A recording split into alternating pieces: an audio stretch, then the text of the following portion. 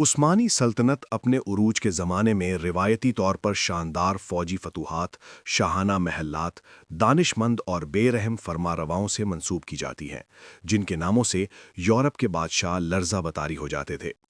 سلیمان قانونی، محمد فاتح، سلیم خون ریز یہ سلاطین ناقابل تسخیر قوت، مطلق العنان حکمرانی اور ایسی ریاستی قوت ارادی کا مظہر تھے جو عالمی تاریخ کا دھارا بدل سکتی تھی۔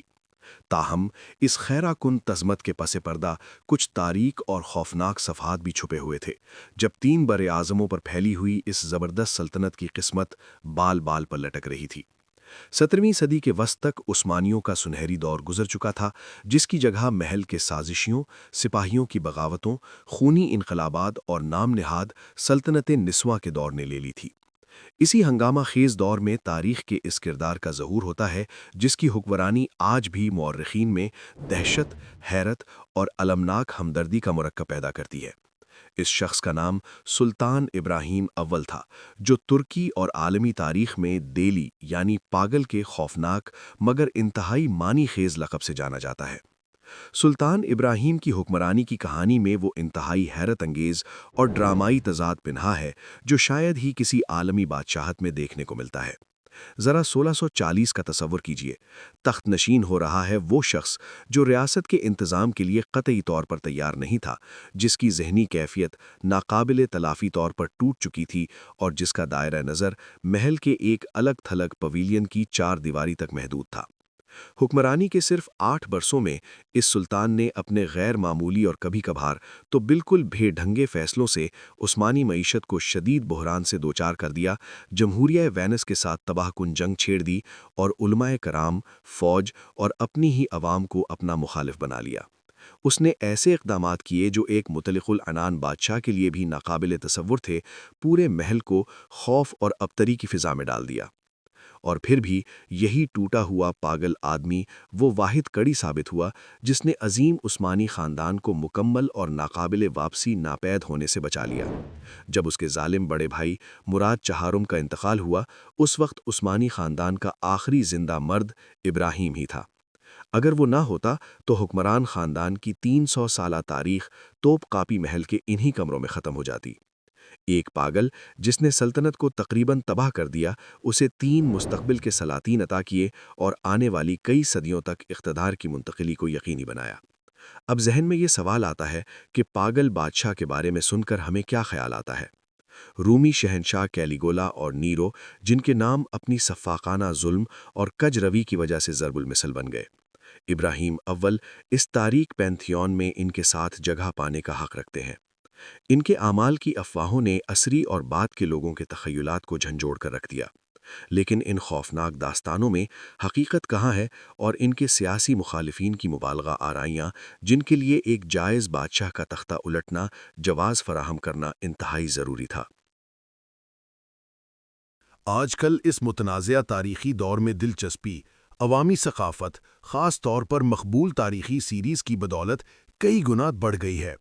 اسکرین پر وہ ایک خون ریز ظالم اور پاگل عیاش سے زیادہ ایک گہرا بدقسمت، زخمی نوجوان نظر آیا جو حقیقی ہمدردی کو ابھارتا ہے۔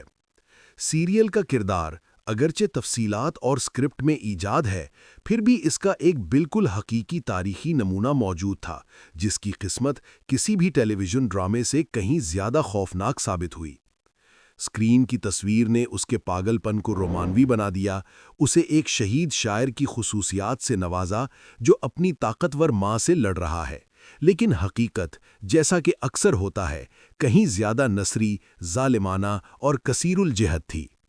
آج ہم تاریخی حقیقت کو صدیوں پرانی داستانوں اور خوبصورت سینمائی ایجادات سے الگ کرنے کی کوشش کریں گے۔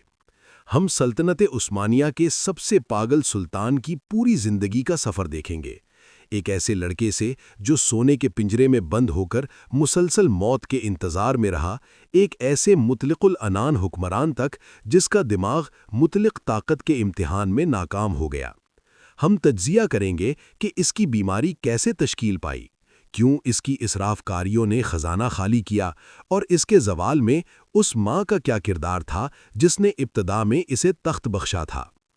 توپ کاپی محل کے تاریک رازوں میں غوطہ زن ہو کر ہم یہ سمجھنے کی کوشش کریں گے کہ کیا سلطان ابراہیم اول خالص برائی کا مجسمہ تھا یا وہ محض ایک بے رحم نظام کا المناک شکار تھا جو لوگوں کو تاج پہنانے سے پہلے ہی توڑ دیتا تھا۔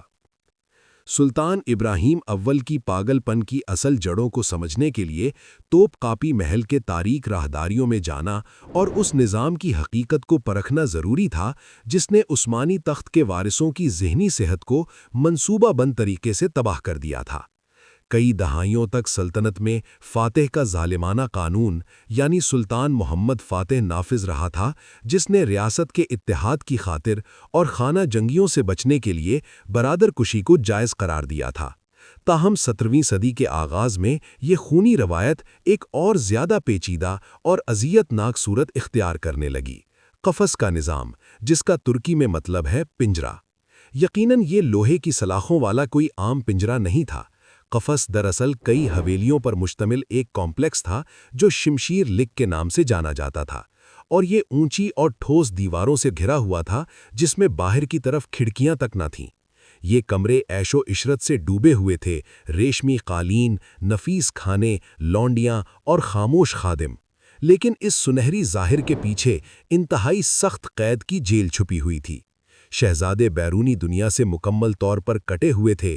انہیں سرکاری تعلیم حاصل کرنے، فوجی مہمات میں حصہ لینے، اہلکاروں سے ملنے اور یہاں تک کہ بچے پیدا کرنے سے بھی منع کیا جاتا تھا۔ لونڈیوں کو ایسی ادویہ دی جاتی تھیں جو حمل روکتی تھیں۔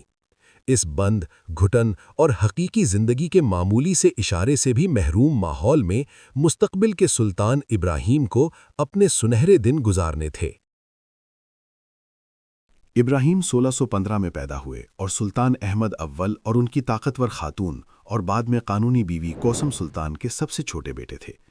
جب ابراہیم ابھی شیرخوار تھے، ان کے والد کا انتقال ہو گیا اور محل میں پرتشدد بغاوتوں کا ایک سلسلہ شروع ہو گیا۔ تخت پر کبھی ان کے چچا مصطفیٰ اول آتے جو دماغی کمزوری کا شکار تھے، تو کبھی ان کے بڑے بھائی عثمان ثانی، جنہیں آخرکار باغی سپاہیوں نے بڑی بے دردی سے مار ڈالا۔ ابراہیم کی پرورش ایسے ماحول میں ہوئی جو مسلسل سازشوں، غداریوں اور خون سے بھرا ہوا تھا۔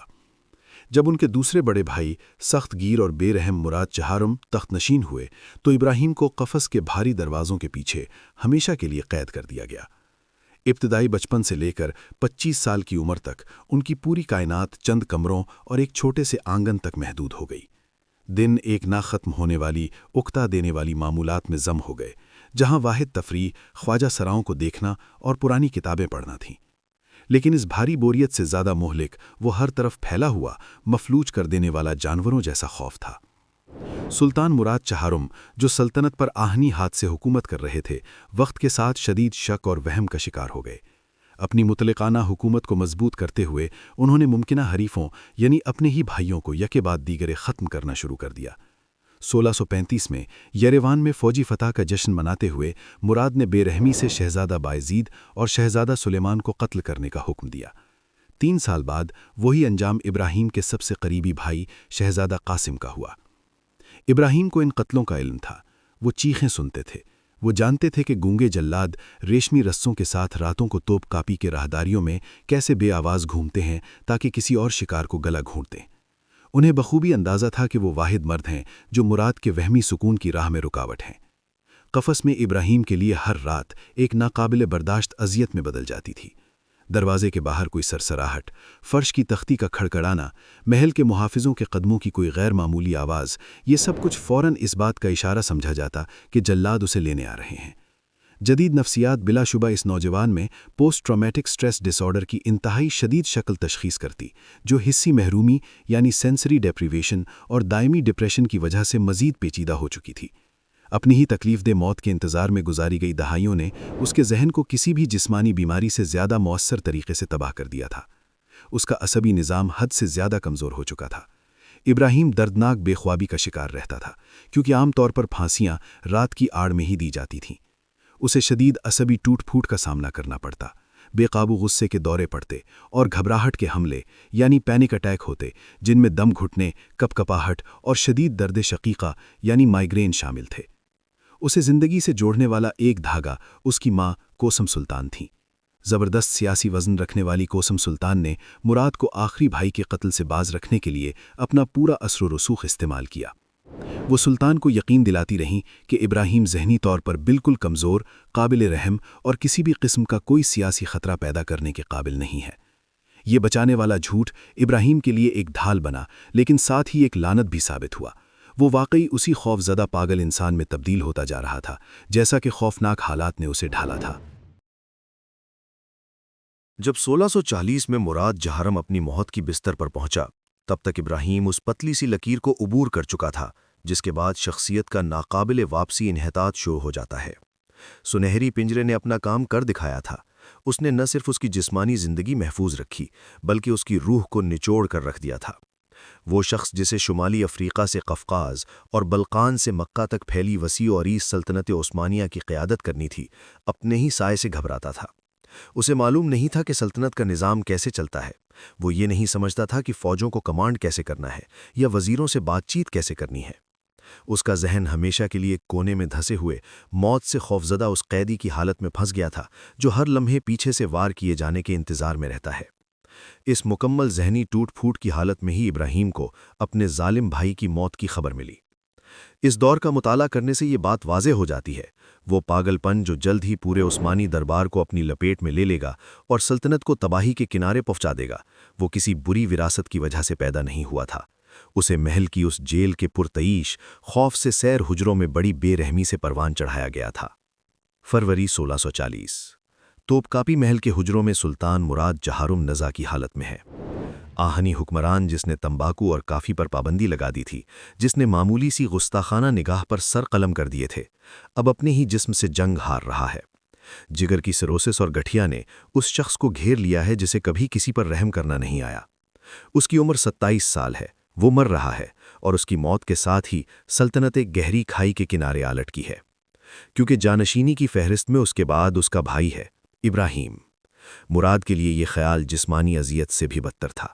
اس دنیا کی حکومت جسے اس نے مٹھی میں جکڑ رکھا تھا، اس شخص کے حوالے کرنا جسے خود اس نے 23 سال پہلے قفس میں ٹھونس دیا تھا، اس پنجرے میں جہاں جانشین زندہ گڑ سڑ جاتے تھے تاکہ سازشیں نہ پن پے۔ ابراہیم مراد کے لیے بھائی نہیں تھا، وہ ذلت تھا، سایہ تھا، نیم پاگل قیدی جس کے بارے میں افواہ تھی کہ وہ خوف سے بولنا بھول گیا ہے۔ اور مراد نے اپنا آخری فیصلہ کیا۔ اس نے جلادوں کو حکم دیا کہ قفس میں اترو، ابراہیم کا گلا گھونٹ دو۔ منطق آہنی تھی، اگر جانشین پاگل ہے تو سلسلہ سلطنت کو یکسر ختم کرنا بہتر ہے۔ یہ دور کے رشتہ دار ہی حکمران بن جائیں مگر یہ تخت نہ سنبھالے۔ حکم صادر ہوا، گونگے جلاد ریشمی رسیوں کے ساتھ راہداریوں میں روانہ ہوئے۔ سلطنت ایک بال کی نہیں لٹکی تھی، مگر ایک شخص تھا جو اس بال کو کٹنے نہیں دینا چاہتا تھا، کوسم سلطان، دونوں کی ماں، وہ خاتون جس نے دہائیوں بیٹوں کے ذریعے حکمرانی کی تھی اور تاریخ کے ہاتھوں پسپائی اختیار کرنے کو تیار نہ تھی۔ اسے ابراہیم کے بارے میں کوئی وہم نہ تھا، وہ جانتی تھی کہ قفس نے اسے کس حیوان میں تبدیل کر دیا ہے، مگر اگر اسے قتل کر دیا گیا تو اس کی حکومت بھی مر جائے گی۔ کوسم جلادوں کے سامنے حائل ہو گئی، لفظی طور پر۔ وفادار محافظوں کی مدد سے اس نے راہداریوں کو بند کروا دیا، دروازے روک دیے، وقت خریدا۔ یہ موت سے دوڑ تھی جس میں داؤ پر پوری سلطنت لگی ہوئی تھی۔ مراد پہلے مر گیا، جلادوں کے حکم پر عمل کرنے سے پہلے۔ اس کا دل رک گیا اور ساتھ ہی قتل کا سلسلہ بھی تھم گیا۔ وزیر اعظم، کیمانکش کارا مصطفیٰ پاشا، کوسم، امراء، سارا جلوس چنار کے کوشک کی طرف دوڑا، قفس کی طرف۔ سنگ مرمر پر جوتوں کی چاپیں، چابیوں کی جھنکار، دبی آوازیں۔ ابراہیم کے لیے جو چوتھائی صدی اس سوچ کے ساتھ جیا تھا کہ دروازے کے باہر کا ہر قدم آخری ہو سکتا ہے، یہ آواز صرف ایک مطلب رکھتی تھی، بس آ گیا وہ دن۔ جب وفد قفس کے دروازے پر پہنچا تو اندر سے کھڑاک کی آواز آئی۔ ابراہیم نے گھبرا کر دروازے کی سلاخیں چڑھا دیں، جو کچھ مل سکتا دروازے پر اکٹھا کر دیا تاکہ راستہ روک سکے۔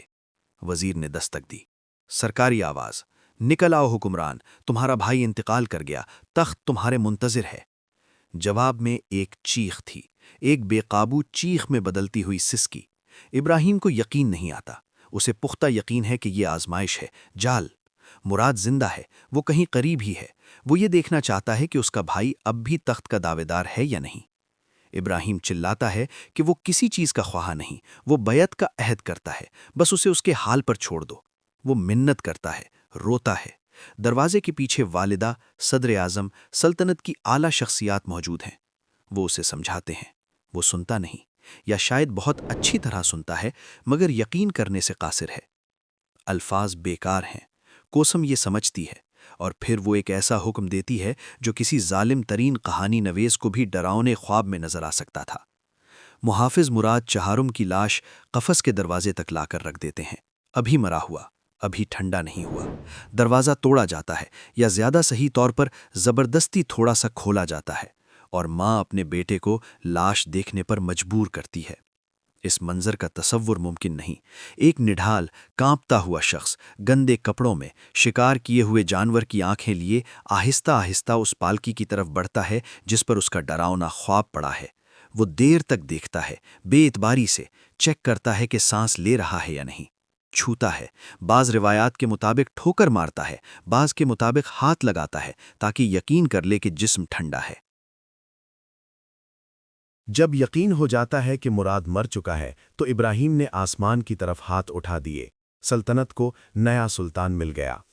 تخت نشینی کی تقریب بے ترتیبی اور خوفناک تھی، یعنی چری اور عہدیداروں کے سامنے کوئی بادشاہ نہیں بلکہ ایک ٹوٹا ہوا انسان پیش ہوا، جسمانی طور پر نڈھال، کمر جھکائے، ایسی آنکھیں جو اب بھی وہاں خطرہ ڈھونڈ رہی تھیں جہاں کوئی خطرہ نہیں تھا۔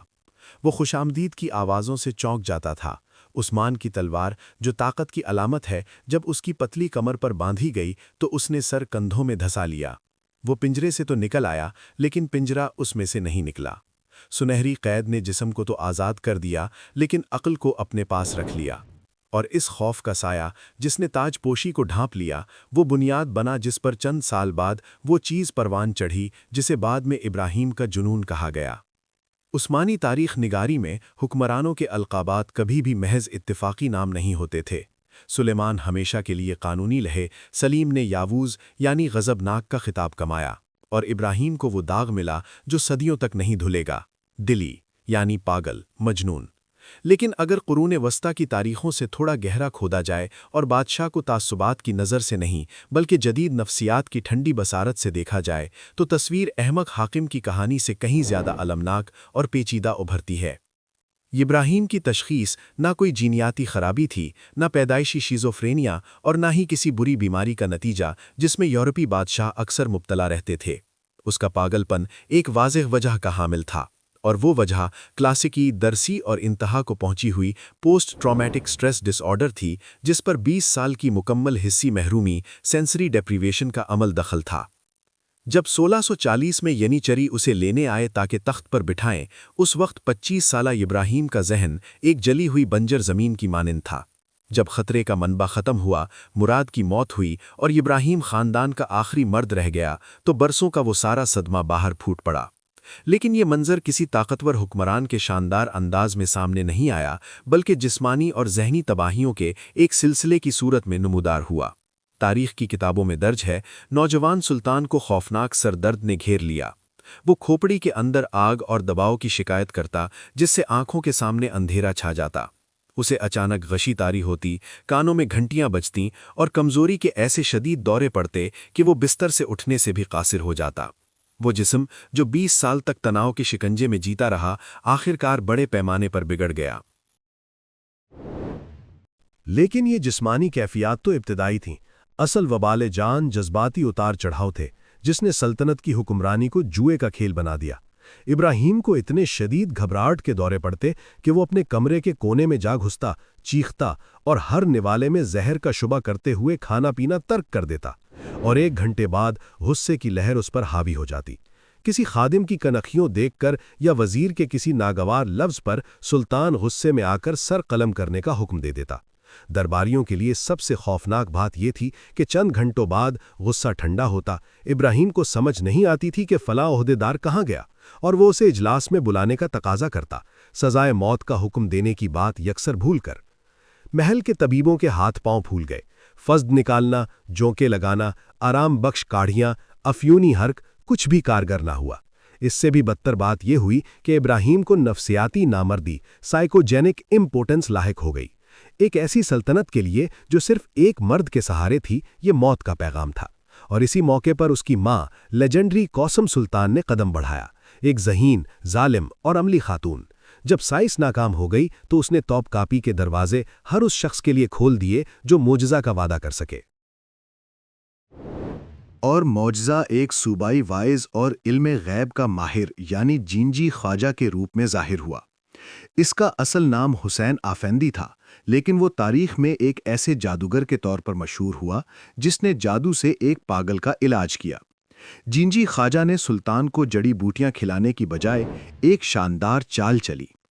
اس نے ابراہیم کو سمجھایا کہ وہ بیمار نہیں ہے، اس کا خوف اور کمزوری خراب ذہن کی علامت نہیں بلکہ دشمنوں کی سازش، کالا جادو، جنات اور بدروحیں ہیں جو مخالفین نے اس پر مسلط کر رکھی ہیں۔ یہ ابراہیم کے لیے ایک انکشاف اور آسمانی نعمت سے کم نہ تھا۔ اس پر سے اپنے پاگل پن کی ذمہ داری کا بوجھ اتر گیا تھا۔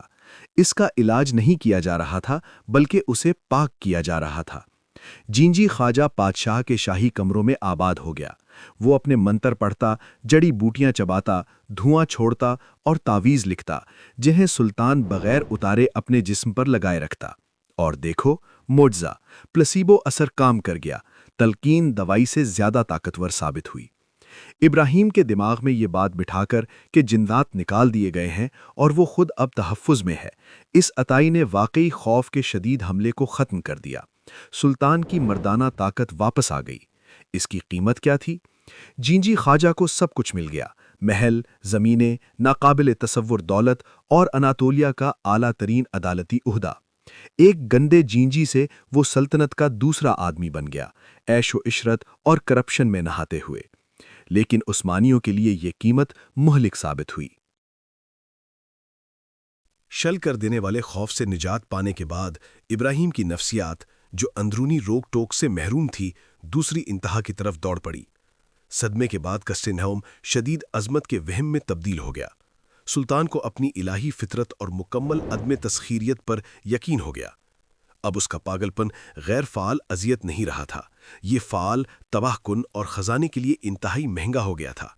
ابراہیم اب ڈرتا نہیں تھا، اور اس کا مطلب تھا کہ اس نے اپنے آپ پر سے کنٹرول مکمل طور پر کھو دیا تھا۔ اور پھر وہ زبردست خوفناک تبدیلی واقع ہوئی۔ پاگل پن کا پینڈولم مخالف سمت میں جھول گیا۔ جکڑ دینے والے خوف اور بے حسی سے نجات پانے کے بعد ابراہیم جنونی حد سے زیادہ جنسی کیفیت کی حالت میں گر گیا۔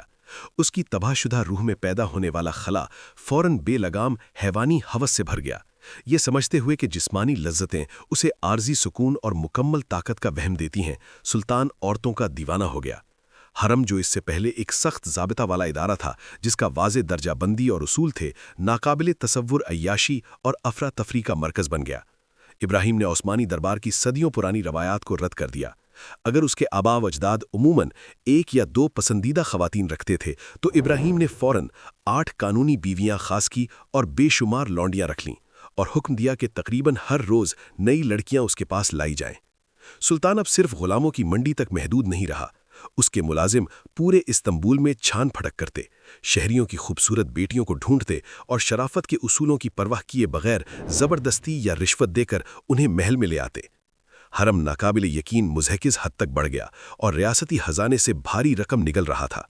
اس دیوانے بادشاہ نے اپنی بہت سی پسندیدہ خواتین کو بے پناہ دولت، محل، جواہرات اور پورے صوبوں کی آمدنی عطا کی۔ اس نے ان پر سونے کی اتنی سخاوت کی کہ سلطنت کا کبھی مالا مال خزانہ تیزی سے خالی ہونے لگا۔ بہرحال ابتدائی ریاستی مقصد حاصل کر لیا گیا۔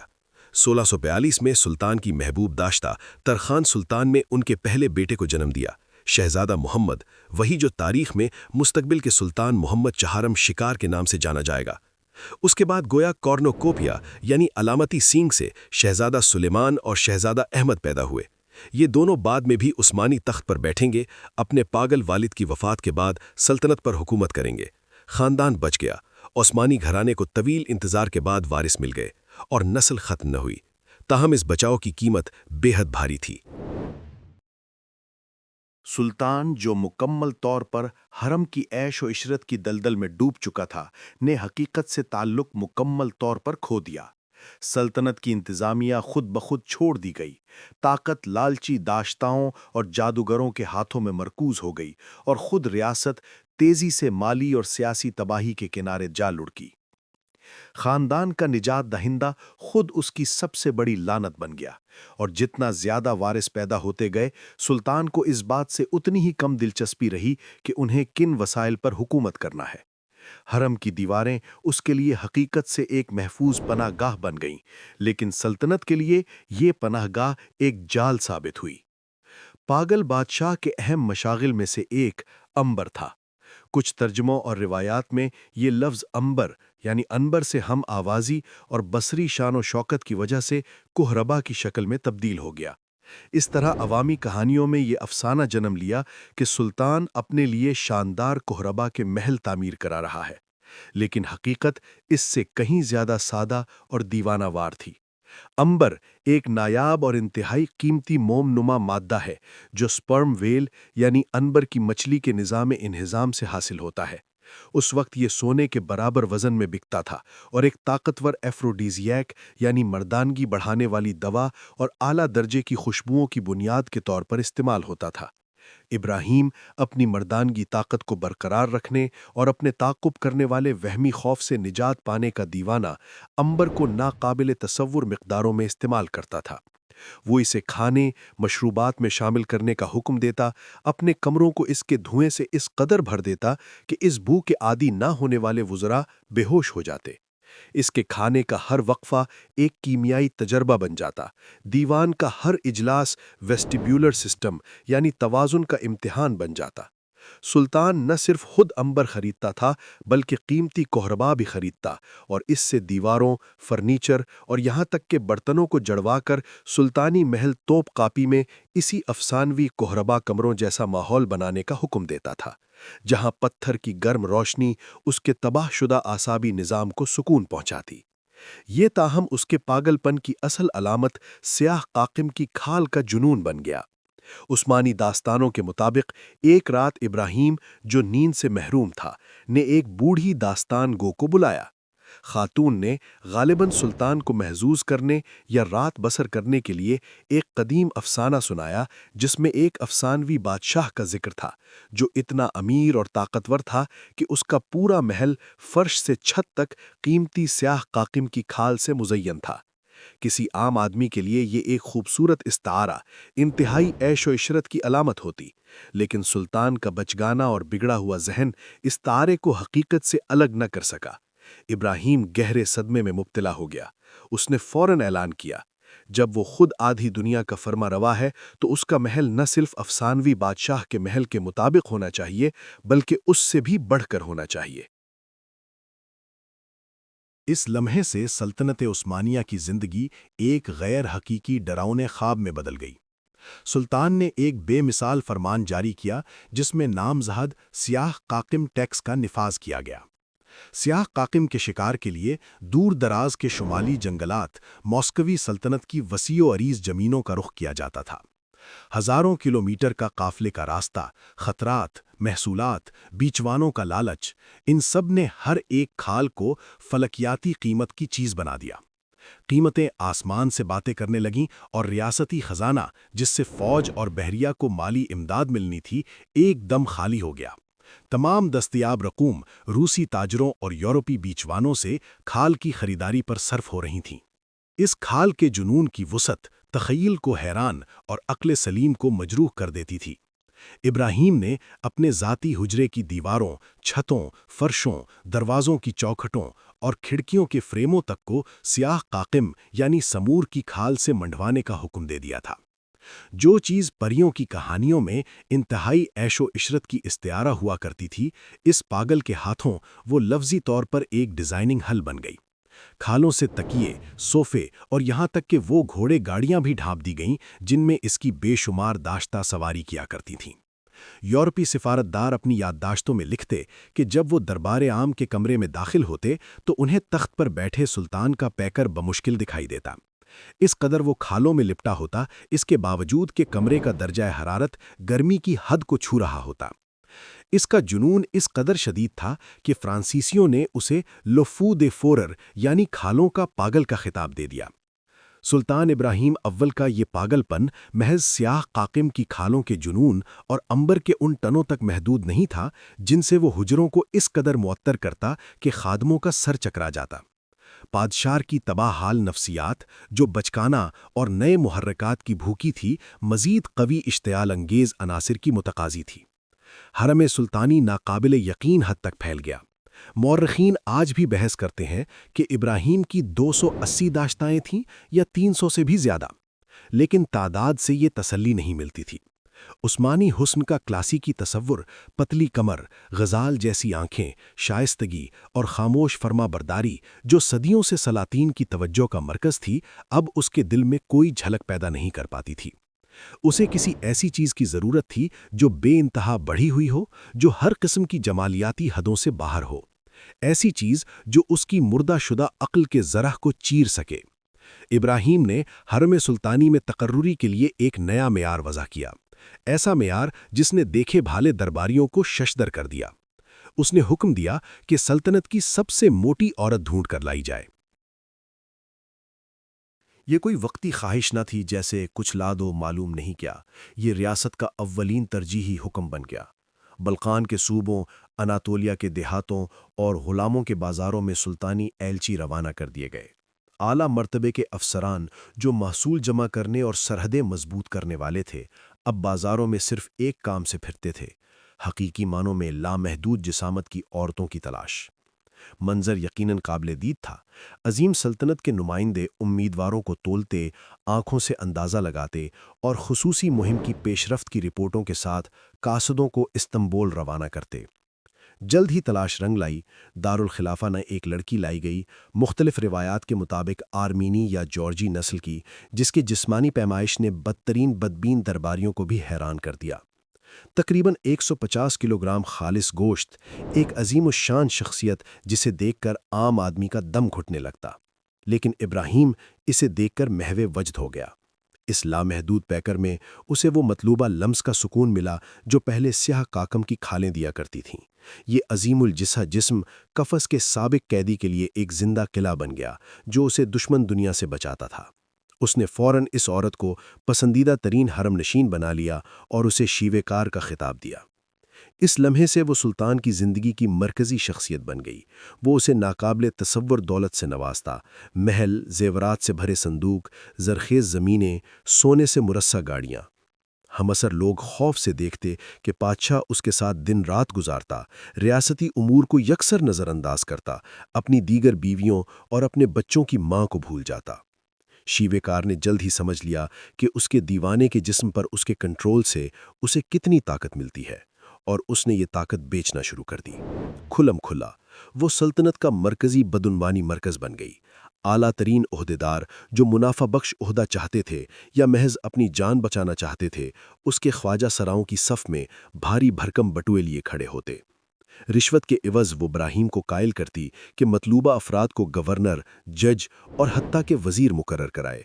اس نے ٹھگ جنجی خواجہ کے ساتھ مل کر، جس نے کبھی سلطان کی نامردی کا علاج کیا تھا، ایک سایہ دار کابینہ تشکیل دی جو ریاست چلاتی اور خزانے میں جو کچھ بچا تھا اسے طریقے سے نکال رہی تھی۔ ابراہیم اس کے ہر لفظ پر یقین کرتا جیسے کوئی بچہ ماں کا یقین کرے۔ بوسفورس کے پانی ہمیشہ سے راز چھپانے میں ماہر ہیں۔ یہ آبنائے ایک مثالی قبرکن ہے۔ یہاں کی لہروں کی رفتار ایسی ہے کہ صبح ہوتے ہوتے رات میں پیش آنے والے واقعات کا کوئی سراغ نہیں ملتا۔ عثمانی سلطان صدیوں سے اس خوبی سے فائدہ اٹھاتے رہے۔ ناپسندیدہ وزیر کو بوری میں ڈال کر، نافرمان ینیچری کو پتھر سے باندھ کر اور ناپسندیدہ لونڈی کو گہرائیوں میں لا کر بوسفورس کی موجوں کے حوالے کر دیتے۔ بوسفورس سب کے لیے کافی تھا، لیکن ابراہیم اول کے نام سے منسوب واقعہ عثمانی محل کے جھگڑوں کے معیارات سے بھی باہر ہے۔ دبائے گئے حرم کی کہانی اتنی وحشیانہ ہے کہ اسے 4 صدی سے دہرایا جا رہا ہے، اور ہر بار اس میں نئی خوفناک تفصیلات شامل ہو جاتی ہیں۔ اس داستان کا خلاصہ یہ ہے کہ ایک دفعہ سلطان کو اطلاع ملی کہ اس کی کسی عورت کا کسی اور سے تعلق ہے۔ وہ کون تھی؟ یا تو خواجہ سرا چہرہ پہچان نہیں سکا، یا مخبر نام بتانے سے ہچکچایا۔ لیکن ابراہیم، جس کا دماغ اس وقت تک اشتعال اور شکوک و شبہات سے پگھل چکا تھا، کو صرف اتنی بات کافی تھی۔ اس نے سلیمانی فیصلہ کیا، جب مجرم کا پتہ نہیں چل سکتا تو نشانے پر نشانہ لگانے کے لیے سب کو ڈبو دو۔ 280 لڑکیاں رات کے وقت بوریوں میں پتھروں کے ساتھ سیدھے باسفورس کی گہرائیوں میں۔ یہ کسی اچھی ڈراؤنی فلم کی کہانی لگتی ہے، لیکن تاریخی حقائق کے ساتھ اس کا تعلق کافی پیچیدہ ہے۔ آئیے اعداد و شمار سے شروع کرتے ہیں۔ یہ تصور کرنا مشکل ہے کہ سلطنت کے مرکزی محل سے راتوں رات تقریباً 300 عورتیں غائب ہو جائیں، جبکہ حرم نہ صرف بند بلکہ سخت حفاظتی نظام میں گھرا ہوا تھا، جس کی نگرانی خواجہ سراؤں، نوکروں اور محافظوں کے ذریعے کی جاتی تھی۔ سلطان کی ماں کوسم سلطان، جو محل کی ہر سازش پر نظر رکھتی تھیں اور اتنی بڑی تعداد میں عورتوں کی گمشدگی کو نظر انداز نہیں کر سکتی تھیں، وہ کہاں دیکھ رہی تھیں؟ خواجہ سراؤں نے بغاوت کیوں نہیں کی، جن کے لیے لونڈیاں صرف زیر کفالت نہیں بلکہ آمدنی اور اثر و رسوخ کا ذریعہ تھیں؟ اور سب سے اہم بات، ابراہیم کو سب کو قتل کرنے کی کیا ضرورت تھی جبکہ مسئلہ آسانی سے حل ہو سکتا تھا؟ چند مشتبہ عورتوں کو ڈبو کر ڈرا دینا کافی تھا، اور باقی حرم خوف کی وجہ سے مجرم کو خود ہی پکڑوا دیتا تاکہ اپنی جان بچا سکیں۔ عثمانی تاریخ کے ماہرین میں سے شکی حضرات کا ماننا ہے کہ ڈبائے گئے حرم کی کہانی 17ویں صدی کی کلاسیکی افواہ ہے۔ یہ ایک منصوبہ بند سیاہ پروپیگنڈا تھا۔ ابراہیم کا تختہ الٹنے کی سازش کرنے والوں کو عوام اور علماء کو یقین دلانا تھا کہ تخت پر نہ صرف ایک پاگل بلکہ ایک حقیقی عفریت، ایک پاگل قاتل بیٹھا ہے۔ ایسے شخص کو قتل کرنا گناہ نہیں بلکہ ایک نیک کام ہے۔ ڈوبنے والی 280 لڑکیوں کی کہانی اس بیانیے میں بالکل فٹ بیٹھتی تھی۔ کہانی جتنی خوفناک ہوگی، قتل سلطان کا جواز پیش کرنا اتنا ہی آسان ہوگا۔ یہاں ایک اہم نکتہ ہے، چاہے اعداد و شمار مبالغہ آمیز ہوں اور تفصیلات میں کھینچ تان کی گئی ہو، اپنے ہی حرم سرا کے ساتھ اجتماعی زیادتی کا خیال خود ابراہیم کی نفسیاتی تصویر پر بالکل درست بیٹھتا ہے۔ یہ شخص حقیقتاً اپنے آپ پر قابو نہیں رکھتا تھا۔ وہ کسی پسندیدہ لونڈی کو اپنے قریب لا سکتا تھا اور ایک ہفتے بعد اسے گلا گھونٹنے کا حکم دے سکتا تھا، صرف اس لیے کہ اس نے اسے غلط نظروں سے دیکھا تھا۔ وہ کسی کنیز پر سونے برسا سکتا تھا اور صبح اس کا نام بھول کر اسے پرانے محل میں جلا وطن کر سکتا تھا۔ ابراہیم نہ صرف دوسروں کی قدر نہیں کرتا تھا بلکہ وہ انہیں دیکھتا تک نہیں تھا۔ اس کے نزدیک عورتیں صرف استعمال کی اشیاء تھیں، ایک فنکشن، اور اگر فنکشن میں خرابی آ جائے، شک پیدا کرے، پریشان کرے، ڈرائے، تو اسے بدل دینا چاہیے یا ختم کر دینا چاہیے۔ کیا وہ 20-25 کنیزوں کو بے وفائی کے شبے میں ڈبو دینے کا حکم دے سکتا تھا؟ بالکل۔ کیا وہ یقینی بنانے کے لیے ایک ایک کو ڈبو دینے کا حکم دے سکتا تھا؟ اس کی بیماری کو دیکھتے ہوئے اس سے انکار نہیں کیا جا سکتا۔ چنانچہ ڈوبے ہوئے حرم سرا کی حقیقت ہمیشہ کے لیے آبنائے کی تہ میں رہے گی، ان لوگوں کی ہڈیوں کے ساتھ جنہیں تاریخ نے محفوظ نہیں رکھا۔ وہ 280 تھے یا 28، خود ابراہیم کے لیے کوئی فرق نہیں تھا، وہ چہرے یاد ہی نہیں رکھتا تھا۔ طویل عرصے تک سلطان ابراہیم اول کا پاگل پن توپ کاپی محل کی بلند دیواروں کے پیچھے چھپی ایک اندرونی سانحہ ہی رہا۔ اس کی غیر معمولی خواہشیں، کنیزوں، سمور کی کھال اور عنبر کی خوشبو ریاستی خزانے کو برباد کر رہی تھیں، لیکن ابھی تک بین الاقوامی سطح پر وسیع سلطنت کے وجود کو خطرے میں نہیں ڈال رہی تھیں۔ تاہم مطلق العنان بادشاہت کا تاریخی تضاد یہ ہے کہ حکمران کی شدید ذہنی بیماری دیر یا سویرے اس کے ذاتی حلقے سے باہر نکل کر لاکھوں رعایا کے لیے تباہی بن جاتی ہے۔ حقیقت کا صحیح اندازہ لگانے میں ابراہیم کی نااہلی، اس کا مرضی غصہ اور جغرافیائی سیاست کی بنیادی باتوں سے مکمل ناعاقفیت بالآخر سلطنت عثمانیہ کو اس کی تاریخ کے سب سے طویل، تباہ کن اور خونی تنازعات میں سے ایک کریٹ کی جنگ میں دھکیل دیا۔ وہ واقعات جو جنگ کی نحیف وجہ بنے 1644 کے خزاں میں رونما ہوئے۔ استنبول سے مصر کی جانب ایک بڑا عثمانی جہاز روانہ ہوا۔ اس پر مکہ جانے والے معزز حاجی، بے پناہ دولت اور شاہی دربار کے اعلیٰ افسران سوار تھے۔ بحیرہ ایجین میں مالٹا کے جزیرے سے تعلق رکھنے والے نائٹس ہاسپٹلر کے بحری بیڑے نے اس بھاری بھرکم جہاز پر حملہ کر دیا۔ جب شہنشاہی جہاز پر حملے اور شاہی خاندان کے قریبی ساتھیوں کی ہلاکت کی خبر استنبول پہنچی تو سلطان ابراہیم کا رد عمل واقعی خوفناک تھا۔ اس کا زخمی ذہن، جو کبھی میانہ روی نہیں جانتا تھا، بے قابو اور تباہ کن غصے کے ایک شدید دورے میں پھٹ پڑا۔ ابراہیم نے اس واقعے کو بحری قساقوں کا کوئی معمولی واقعہ نہیں سمجھا، بلکہ اپنی ذات کے خلاف ایک گہری ذاتی توہین تصور کیا۔ اس حقیقت کو مکمل طور پر نظر انداز کرتے ہوئے کہ وینس باضابطہ طور پر غیر جانبدار ہے اور مالٹے کے خود مختار شور ویروں کی کارروائیوں کی براہ راست ذمہ دار نہیں ہے، سلطان نے جمہوریہ وینس کے خلاف جنگ کا اعلان اور کریٹ پر فوری قبضے کا حکم دے دیا۔ یہ 1645 کے موسم بہار کی بات ہے کہ سلطنت عثمانیہ کے ایک زبردست بیڑے نے کریٹ جزیرے پر فوج اتار دی۔ اس طرح وہ تھکا دینے والی کریٹ جنگ شروع ہوئی جو پورے 24 برس جاری رہنے والی تھی اور عثمانی فوج کی حقیقی خونخوار چکی ثابت ہونے والی تھی۔ ابتدائی مراحل میں اگر ترکوں نے اہم قلعہ خانیہ پر قبضہ کر لیا تھا تو بہت جلد یہ تنازع خونی تعطل کا شکار ہو گیا۔ وینس کا بحری بیڑا جو حکمت عملی اور تدبیر میں عثمانی بحریہ سے کہیں بڑھ کر تھا، نے آبنائے داردانیلز کی ناکہ بندی کر دی۔ عالم اسلام کا فخر، رونق والا استنبول، سمندری راستے سے غذائی رسد منقطع ہونے کی وجہ سے محاصرے میں آ گیا۔ روٹی کی قیمتیں آسمان کو چھونے لگیں اور دارالخلافہ میں شدید قحط پھیل گیا۔ اس نازک ترین گھڑی میں جب کامیابی کے لیے سلطنت کی تمام طاقتوں اور وسائل کو یکجا کرنے کی اشد ضرورت تھی، عثمانی اقتدار کا اندرونی مفلوجیت اپنے عروج پر پہنچ چکی تھی۔ سلطان ابراہیم اول، جس نے غصے کی ایک لہر میں یہ جنگ شروع کی تھی، اس کی پیش رفت میں بالکل دلچسپی نہیں لے رہا تھا۔ جہاں کریٹ کے خندقوں میں ینی چری فوجی گولیوں، ملیریا اور پیچس سے سینکڑوں کی تعداد میں ہلاک ہو رہے تھے اور بحریہ وینس کے ہاتھوں ذلت آمیز شکستیں کھا رہی تھی، وہیں سلطان اپنے محلات کی دیواروں پر سجانے کے لیے سیاہ قاقم کی کھالیں خریدنے اور لونڈیوں کے لیے نئے محلات تعمیر کروانے پر سلطنت کے آخری سونے کے ذخائر لٹا رہا تھا۔ سلطنت کا انتظام و انصرام ایک غیر حقیقی تماشے میں تبدیل ہو چکا تھا۔ وزیر اعظم کی تبدیلیاں ایسے ہو رہی تھیں جیسے الف لیلہ و لیلہ کی کہانیوں میں بدل جاتے ہیں۔ جب بھی کوئی اہلکار سلطان کو خالی خزانے یا حرم کے اخراجات میں کمی کی ضرورت سے آگاہ کرنے کی کوشش کرتا، اس کا سر فوراً تن سے جدا کر دیا جاتا۔ سرکاری اور فوجی عہدوں کی خرید و فروخت نے کبھی اتنی بڑی شکل نہ اختیار کی تھی۔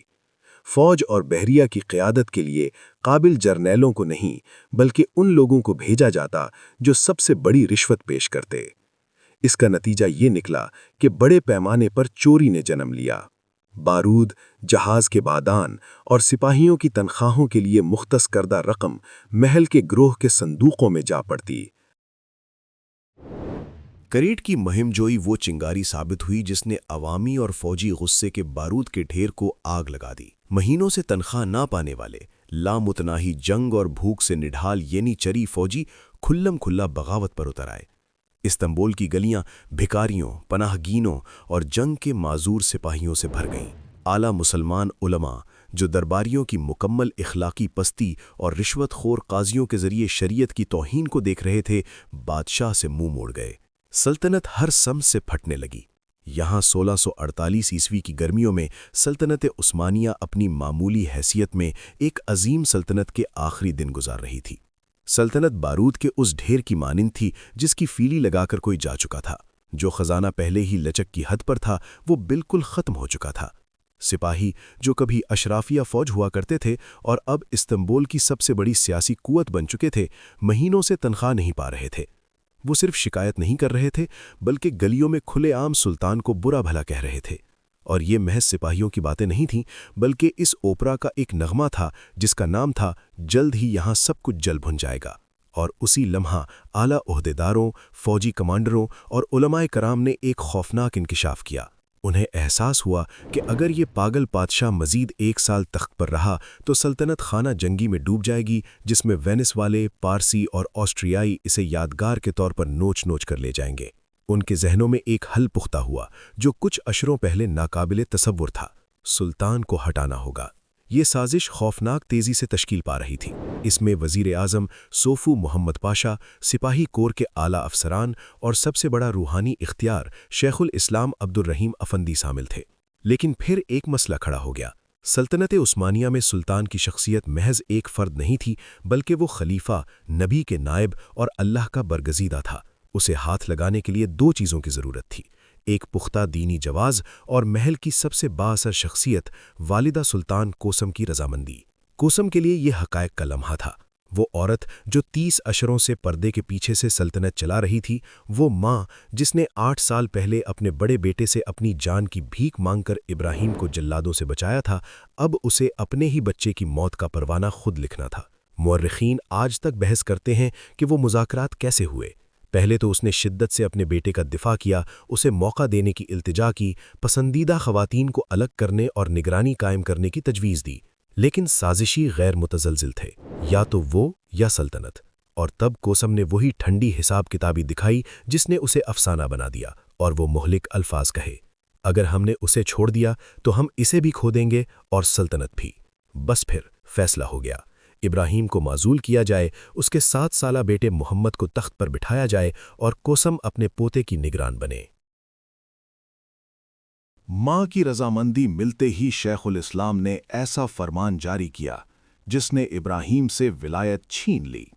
فتویٰ میں صاف لکھا تھا، جو کم عقل اور ملک کو برباد کرنے والا ہے وہ بادشاہ نہیں رہ سکتا۔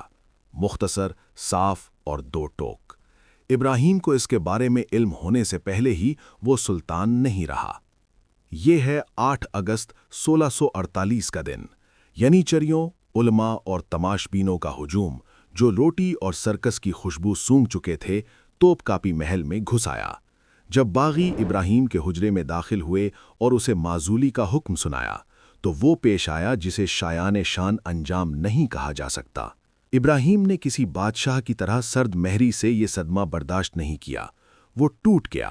اس کی ذہنی کیفیت جو پہلے ہی ایک دھاگے سے لٹکی ہوئی تھی، مکمل طور پر بکھر گئی۔ وہ چیخا، سب پر لعنت بھیجی، اپنے کپڑے پھاڑ ڈالے، اور سب سے خوفناک بات یہ کہ آنسو بہاتے ہوئے اپنے سابق نوکروں کے سامنے گھٹنوں کے بل گر کر منت کرنے لگا، کیا میں تمہارا بادشاہ نہیں ہوں؟ تم مجھ سے ایسا سلوک کیوں کر رہے ہو؟ اس نے ماں سے پناہ مانگی، لیکن کوسم سلطان نے سنگ مرمر کے بت کا سا چہرہ بنائے منہ پھیر لیا اور اسے لے جانے کا حکم دے دیا۔ باغی ابراہیم کو قید خانے یا پھانسی کے تختے کی طرف نہیں لے گئے، وہ اسے واپس شمشاد پویلین میں لے گئے، اسی سنہری پنجرے میں جہاں اس نے اپنی زندگی کے پہلے 25 سال گزارے تھے، اپنے بھائی کی پھانسی کے خوف سے کانپتے ہوئے۔ یہ دائرہ ریاضیاتی درستگی کے ساتھ مکمل ہو گیا۔ وہ قابوس کس نے اس کے پاگل پن کو جنم دیا تھا، اس پر دوبارہ اپنے دروازے بند کر رہا تھا۔ قفس کے بھاری بلود دروازے بند ہوئے، کھڑکیوں کو بند کر دیا گیا، اور کھانے کے لیے صرف ایک جھری باقی رہ گئی۔ ابراہیم جو کل تک نصف دنیا کا مالک تھا، پھر سے قیدی بن گیا۔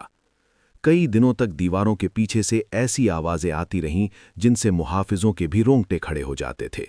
سابق سلطان دیواروں سے سر پیٹتا، چیختا، سسکیاں لیتا اور سب پر لعنت بھیجتا۔ وہ رہائی کی منت کرتا، قسمیں کھاتا کہ وہ فرمانبردار اور خاموش رہے گا، تخت چھوڑنے کو تیار ہے، بس اس پتھر کی قید سے باہر نکال دو۔ لیکن بہت دیر ہو چکی تھی۔ اسے قفس میں زندہ رکھنا بھی بہت خطرناک ثابت ہو رہا تھا۔ دارالحکومت میں گھڑ سوار فوج میں ہنگامے شروع ہو گئے تھے جو ابراہیم کے حامیوں کی جانب سے خریدے گئے تھے اور ان کا تخت پر دوبارہ بٹھانے کا مطالبہ کر رہے تھے۔ انقلاب ضد کی بو آنے لگی۔ سوپو محمد پاشا اور شیخ الاسلام نے کوئی خطرہ مول نہ لیا اور ایک نیا فتویٰ طلب کیا، اس بار جسمانی خاتمے کی اجازت دینے والا۔ انتہائی مرحلہ 18 اگست 1648 عیسوی کو آیا۔ قفس کے دروازے پر پھر سے سیاہ لباس میں ملبوس لوگ آئے۔ کہا جاتا ہے کہ جلاد اعظم کارا علی حکم کی تعمیل کرتے ہوئے رو رہا تھا، لیکن اس سے اس کے کام پر کوئی فرق نہیں پڑتا تھا۔ وہ ریشمی ڈور لیے کوٹھڑی میں داخل ہوا۔ ابراہیم نے اسے دیکھتے ہی سب کچھ سمجھ لیا، اور اس نے اس طرح مزاحمت کی جیسے صرف گھرے ہوئے جنگلی جانور کرتا ہے۔ وہ لڑا، کاٹا، چیخا، ماں کو پکارا، لیکن ماں نہ تھی۔ وہ اب نئے سلطان کے ساتھ سلطنت چلا رہی تھی۔ ریشمی پھندے نے اپنا کام کیا، اس کی چیخ اور زندگی دونوں یکدم ختم کر دیں۔ وہ شخص جس کا تاج لعنت بن گیا تھا اور جیل اس کے سفر کا آغاز اور انجام بنی، ویسے ہی چلا گیا جیسے جیا تھا، خوف، خون اور پاگل پن میں۔ عثمانی تخت کی تاریخ نے بہت سے ظالمانہ انجام دیکھے تھے، لیکن یہ شاید سب سے المناک تھا، کیونکہ ابراہیم کبھی سلطان نہیں بننا چاہتا تھا، وہ صرف جینا چاہتا تھا، لیکن سلطنت عثمانیہ میں خاندان کے افراد کے لیے سادہ زندگی جیسی عیش و عشرت ممکن نہ تھی۔